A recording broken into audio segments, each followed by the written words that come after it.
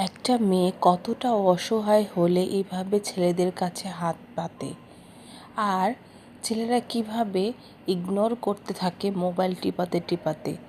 আসলে ব্যাপারটা খুবই দুঃখজনক। মেয়েরা কত অসহায় না, আসলে মেয়েদের বোঝার মতো কেউ নেই। হায় রে দুনিয়া। হ্যালো এভরিওয়ান, আসসালামু আলাইকুম। আমরা কিন্তু চলে এসেছি আমাদের ঈদের পরে মিট আপ করার জন্য।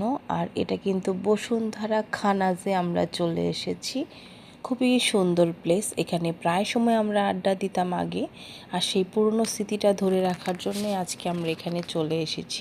আর সবাই মিলে একসাথে নাস্তা করছি, আর বাকিদের জন্য ওয়েট করছি ওরা কখন আসবে।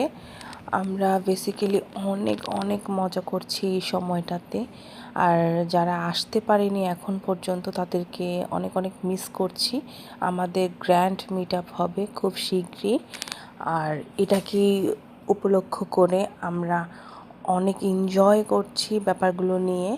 আর তারপর আমাদের নাস্তা শেষ করে নিয়ে নিলাম কোল্ড কফি, যেটা অনেক অনেক বেশি মজা। খানাসের কোল্ড কফিটা আগে তো প্রায় সময় খেতাম, এখন তো যেহেতু সবাই খুব ব্যস্ত তাই ওইভাবে মিট করা হচ্ছে না, খানাসে যাওয়া হয় না।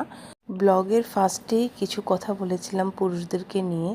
আসলে পুরুষরাও ভালো। কে বলেছে পুরুষরা আমাদেরকে, নারীদেরকে বোঝে না, আমাদেরকে ভালোবাসে না? অবশ্যই আমাদেরকে ভালোবাসে, আমাদেরকে বোঝে। তাই তো ফাইনালি সালামিটা দিয়ে দিল।